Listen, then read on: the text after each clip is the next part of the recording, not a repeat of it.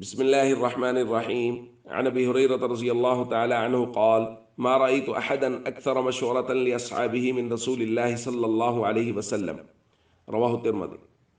حضرت ابو ہریرہ رضی اللہ تعالیٰ عنہ بیان فرماتے ہیں کہ میں نے رسول اللہ صلی اللہ علیہ وسلم سے بڑھ کر کسی کو نہیں دیکھا جو اپنے ساتھیوں سے زیادہ مشورہ لیتا ہو۔ دوستو، کل مشورہ کے متعلق بات چلی تھی۔ دیکھیں، مشورہ کے کچھ آداب ہیں جن کی رعایت رکھنے سے بہت سارے امور میں آسانی ہو جاتی ہے۔ ایک یہ ہے کہ مشورہ لینے میں کوئی چھوٹا بڑا نہیں ہے، یعنی کسی چھوٹے کو مشورہ چاہیے اس کو بھی مشورہ لینا چاہیے، کسی بڑے کو کوئی کام درپیش ہو اس کو بھی مشورہ لینا چاہیے۔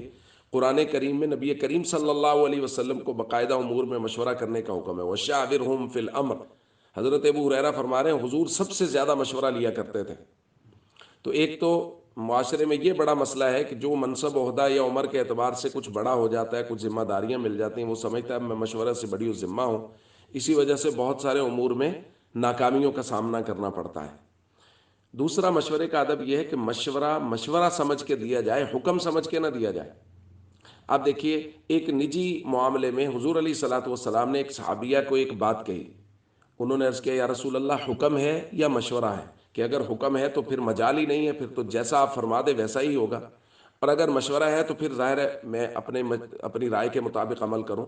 تو حضور نے فرمایا نہیں، حکم نہیں ہے، مشورہ ہے۔ یعنی حضور نے اس کو مشورہ سمجھ کے دیا اور صحابیہ نے پھر اپنی رائے کے مطابق عمل کر لیا۔ تو نبی کریم صلی اللہ علیہ وسلم نے نہیں کہا کہ میں نے مشورہ دیا تھا میرے مشورے پہ عمل نہیں کیا۔ مشورے کا ادب ہی یہ ہے کہ اپنی رائے کے مطابق بات کر دی جائے، باقی صاحب معاملہ زیادہ بہتر جانتا ہے۔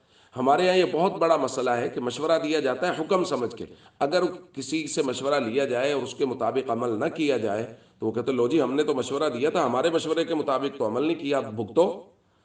تو یہ بات درست نہیں ہے۔ اسی طرح خاندان میں چچا سے، تایا سے بچی کے رشتے کے متعلق مشورہ کیا گیا کہ ہم بچی کا رشتہ کرنا چاہتے ہیں، اور انہوں نے کوئی مشورہ دے دیا، بعد میں کوئی اور مشورہ طے پا گیا تو انہوں نے کہا لو جی ہم نے کہا تھا، ہمارا مشورہ تو نہیں مانا۔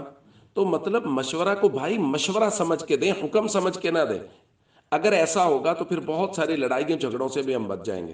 اب جب یہ مشورہ دیتے ہیں، اس مشورے کو حکم سمجھتے ہیں، اس پر عمل نہیں ہوتا تو وہ کہتے ہیں ہماری بات پہ عمل ہی نہیں کیا، چھوڑو جی، کیا ملنا کیا ملانا، کیا آپس میں رشتہ داریاں، اب ہمارے مشورے کی اہمیت ہی نہیں۔ بھائی مشورے کی اہمیت تھی تو مشورہ لیا، لیکن عمل کیا، وہ بہت سارے مشورے سامنے آئے اور ان میں سے ایک پر عمل کر لیا۔